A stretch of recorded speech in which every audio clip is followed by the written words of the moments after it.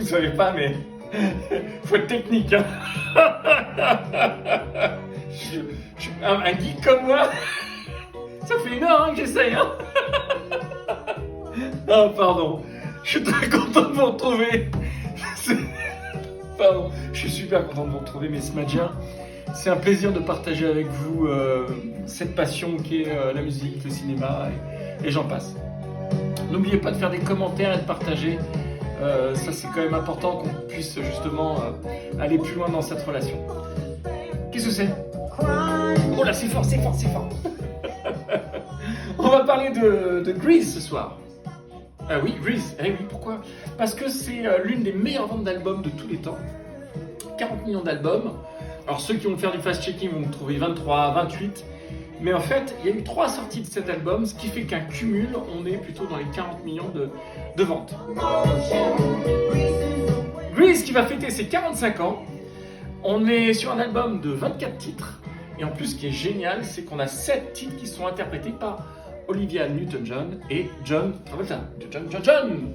C'est du John. C'est bon ça, hein? C'est pas John et Johnson. Bref, c'est con ce que je viens de faire.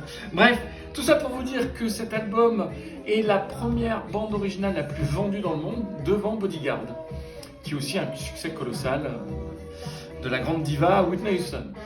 Cet album qui est sorti en même temps bien sûr en été 78, qui est une adaptation en fait, l'album, vous avez compris, le film est une adaptation d'une comédie musicale de 72, donc qui a été élue la plus grande comédie musicale de tous les temps. Voilà, c'était l'album, le top album. La semaine prochaine, vous verrez, il y en aura un autre, mais je ne le dis pas tout de suite. Passons au cinéma, les Golden Globes dont j'ai parlé brièvement mercredi sur certaines récompenses de Spielberg. Bon, certains savent que j'aime pas trop mal ce réalisateur. Et puis j'ai oublié Eddie Murphy. On n'est pas mercredi. Eh oui. En fait, maintenant, vous savez que le mercredi, c'est la chronique Box Office, où on parle d'actualité du cinéma. Je vous mettrai en avant un film qui me touche, ou pas d'ailleurs, parce que c'est toujours important d'ouvrir ses horizons. Et puis surtout, je reviendrai, très important, effectivement, sur les Golden Globes, parce que je suis allé un peu vite, j'avoue, alors qu'il y a beaucoup de choses à dire, notamment sur Eddie Murphy, par exemple. Refermons cette parenthèse, et puis je vous ai promis qu'on parlerait de la tétralogie, je vais baisser un peu quand même, la tétralogie de Spirou, d'Émile Bravo. Mais avant, je vais vous parler de cet album-là. Chloé Cruchaudet. C'est une artiste rare. Rare parce qu'elle fait tout, en fait. Elle fait l'histoire, donc elle écrit, donc scénarise, elle dessine et surtout elle colorise. Chloé Cruchaudet vient de l'école des Gobelins. Donc, c'est quelqu'un qui a travaillé, par exemple, sur le long métrage d'Ernest et Célestine. Et puis, c'est quelqu'un qui a fait une superbe trilogie sur Ida, chez Delcourt, que je vous conseille fortement. C'est vraiment bien, c'est très bien écrit et c'est surtout artistique. Pourquoi cet album m'a plu? Parce que d'abord, premièrement, c'est quelqu'un qui a des idées exceptionnelles. Quand on voit son travail, c'est très émouvant. Et puis c'est surtout une réalisation, je vais y arriver, voilà. Bon, elle arrive avec une maîtrise incroyable des couleurs, très pastelisées, voilà. C'est très fort. C'est vraiment une. Je vais développer, vous inquiétez pas. Je vais développer, on va y arriver. Et puis surtout, on parle à un moment. Elle est très intelligente cette Chloé Cruchaudet parce que on va parler de ce monsieur. Et oui, c'est quoi le titre? Je vous l'ai pas dit. Bien sûr, Monsieur Proust. Donc c'est un diptyque, c'est la première partie, édité chez Noctambule. C'est beau, hein? C'est beau. Ouais, c'est vraiment beau. Je suis d'accord. C'est une très belle bande dessinée. Et puis surtout, regardez-moi ça. On va dans des rêves érotiques, très masculins, très portés sur la chose, mais c'est exceptionnel. Donc on fait une petite aparté sur le masochisme. Et Céleste, en fait, qui est Céleste? en fait, c'est celle qui s'occupait pendant 8 ans de Monsieur Proust. Voilà. Et donc on va avoir à travers cet album de toute beauté l'évolution de la relation entre Monsieur Proust et Céleste, donc qui va être au petit soin avec lui, qui va lui être son petit ange gardien quelque part. On va croiser Gide dans cette bande dessinée, Monsieur André Gide.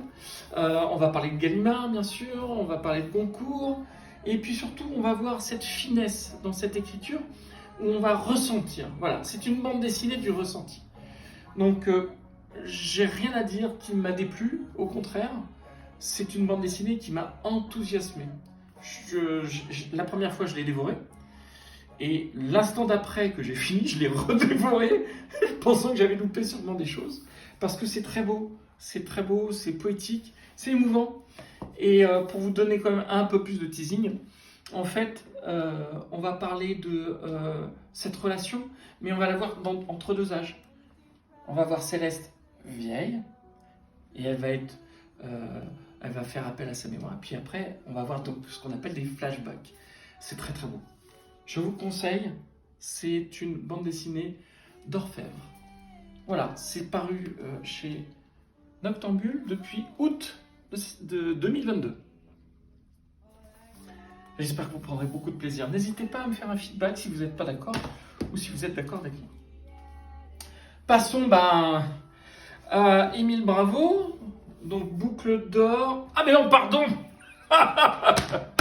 Non, je vous ai promis de parler de la tétralogie d'Émile Bravo, L'espoir malgré tout. C'est une tétralogie qui me tient vraiment à cœur. C'est comment Monsieur Bravo a repris un personnage qu'on va dire pas universel, mais populaire, et avoir un discours universel pendant la Seconde Guerre mondiale. Donc on a un personnage qui a été créé en 1938 par Rob Vell, à la demande des éditions Dupuis, donc c'est un personnage qui appartient aux éditions Dupuis, et depuis a été repris en 1946 par Franquin, qui en a fait un héros. Comment ce Groom devient héros quelque part. Et bien, Émile Bravo, il s'est dit, putain, il y a un vide là, entre 38 et 46, je vais m'y engouffrer. Donc on est en hiver 1941, la Hollande a été envahie, puis la Belgique. La Belgique, il ne faut pas oublier que c'est un pays qui est jeune, avec des gens qui sont très valeureux. Les Belges est un très beau pays, avec des valeurs, tout comme la France, vous allez me dire, peu importe. Mais là, on va avoir ce personnage populaire qui sort d'un orphelinat, qui s'appelle Jean-Baptiste. Là, c'est pareil. Émile Bravo a créé son histoire, a créé sa jeunesse. Et il va réussir à faire, pendant cette période, reprendre cette thématique qui est l'invasion, la guerre, la famine, puisqu'on va découvrir la famine, la disette, la résistance. On va avoir un discours très humaniste. Et surtout, ce qui est très intéressant, c'est qu'Émile Bravo va nous montrer comment un groom devient un aventurier. Il n'y a rien d'autre à dire. Ça vous prend là, ça vous prend là, ça vous prend là. Bref, ce que fait Émile Bravo à travers sa bande dessinée, c'est un peu comme Art Spiegelman. Art Spiegelman a eu son Maus, il a eu son prix Pulitzer. Nous, on a la chance d'avoir Émile Bravo qui a repris Spirou. Et il a pour moi, c'est notre Pulitzer à nous. On va pouvoir suivre ces deux personnages que sont Spirou et Fantasio, à travers de la lâcheté, à travers justement des non-dits, le rôle de l'Église aussi, en Belgique. Et puis on va avoir un autre personnage qui s'appelle Anselme, qui va être là et qui va nous apprendre des choses sur le fait que la famille royale belge vient d'Allemagne, que les Anglais, la famille royale d'Angleterre aussi. Voilà, il va être toujours là à des moments clés pour nous apprendre, non pas qu'est-ce que le nazisme ou qu'est-ce que l'antisémitisme, mais avec des mots bien trouvés, bien troussés. Émile Bravo va nous amener à avoir plus de connaissances. Et donc, on va suivre, et puis rien que le titre, l'espoir malgré tout, donc on va suivre cet ingénu, puisque au tout départ, Émile Bravo a déjà fait paraître il a fait paraître notre album de l'ingénu. Non, ici, ah oui c'est mieux, hein, ici, Spirou. Et donc au fur et à mesure du récit, Spirou va être accompagné constamment, et ça c'est chouette. Ah oui, j'oubliais. Il va être, et la force c'est ça, c'est qu'il arrive à mettre dans quasiment toutes les cases Spip, le petit écureuil, donc parce que c'est Spirou, Fantasio et Spip, et il va les accompagner tout le temps. Et votre rôle, ce sera de retrouver Spip à chaque fois où est-ce qu'il se trouve. Ça c'est très chouette. Bref, peu importe. La bande dessinée est aussi très sérieuse. Parce qu'au bout d'un moment, on va avoir Spirou qui va être déporté. Il va mettre dans un train, donc Spirou, en direction d'Auschwitz. Mais en fait, c'est un trompe-la-mort, cette bande dessinée. On frôle la mort, mais on ne va pas jusqu'à la mort. En ce qui concerne nos deux héros, 3 si on compte Spip, qui est juste là. Et ce qui est très intéressant, c'est qu'au-delà du trompe-la-mort, c'est qu'il va donner un visage à nos héros très humain. Alors que, contrario du nazisme, les nazis, je baisse un peu, le nazisme sera déshumanisé. Jamais, à aucun moment, on va lui donner un visage. C'est fort, hein? Ça, c'est très, très fort. Donc, on a une bande dessinée qui va être en 4 tomes. On va parler de la disette, on va parler un petit peu de l'orphelinat, bien sûr, mais surtout, on va parler de jamais baisser les bras. En fait, ce qui est très intéressant, c'est aussi ça. C'est que face à la résistance, pas la résistance, face au nazisme, comment trouver des solutions pour que ce pays retrouve de sa superbe, de son éclat, et on verra nos deux héros embrigadés dans la résistance, bien malgré eux. Je vous laisse découvrir comment. Pourquoi? Je voulais aussi vous montrer autre chose par rapport à cette bande dessinée, je vais revenir très très vite. Il y a une exposition au musée de la Shoah, et donc il a aussi fait un album qui s'appelle Spirou dans la tourmente de la Shoah.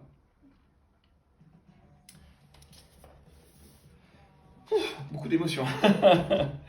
Donc on a, pour terminer, ce que je voulais dire, c'est qu'on a un récit qui est pédagogique, on a un récit qui est historique, et puis on a une forme de virtuosité narrative. Voilà, on a vraiment un auteur qui a réussi son tour de force. C'est-à-dire qu'en conclusion, on a un héros qui va traverser différentes, pour être très juste, différents moments durs dans sa vie. On va rencontrer un peintre qui a existé. On va parler de déportation, on va parler d'antisémitisme, on va parler de la connerie humaine. Et tout ça avec brio. Donc rien que pour ça, monsieur Bravo, je vous salue et vous avez... j'ai plus de mots. Bref, voilà, c'est quelque chose qui va vous travailler. Donc ça, c'était le pavé de la semaine, ou comment on peut aborder toute thématique, ce que j'essaye de dire depuis des années, que la bande dessinée est un art majeur pour les mineurs et pour les majeurs. On peut toucher toutes les thématiques. Ça, c'est... on a fini. Non, on n'a pas fini. Genre, je vais vous reparler de ça, vite fait. Pas longtemps, hein. Je vous en reparlerai souvent parce que je suis en train de la lire, hein, je ne l'ai pas fini. Révolution, égalité, tome 1, qui sera donc égalité en 2 tomes. C'est fabuleux, franchement, il ne faut pas passer à côté. Ça peut vous faire peur, il y a 300 pages, mais je vous laisse le soin de découvrir plus tard. Non, parce que, voulez-vous... Ok, mais vraiment, parce que vous insistez. Alors très vite, très vite, hein, très vite. Non, je vous laisse découvrir, pour la peine. Je vous laisse découvrir. Voilà, ma chronique se termine là. Sachez que je prends énormément de plaisir à vous faire découvrir ces pépites. Si vous avez encore une fois des commentaires, n'hésitez pas, même pour me dire tiens, on préférait comme ci, comme ça, je prendrai en considération tout vos feedbacks, comme on dit en anglais. Sorry. Et puis surtout, n'hésitez pas à partager, n'hésitez pas à en parler autour de vous pour que cette communauté s'agrandisse. Je vous souhaite une très bonne fin de week-end et puis au plaisir d'avoir de vous 3-4. Je reprends mes paroles. Au plaisir d'avoir de vos nouvelles prochainement. Je vous souhaite une très belle soirée.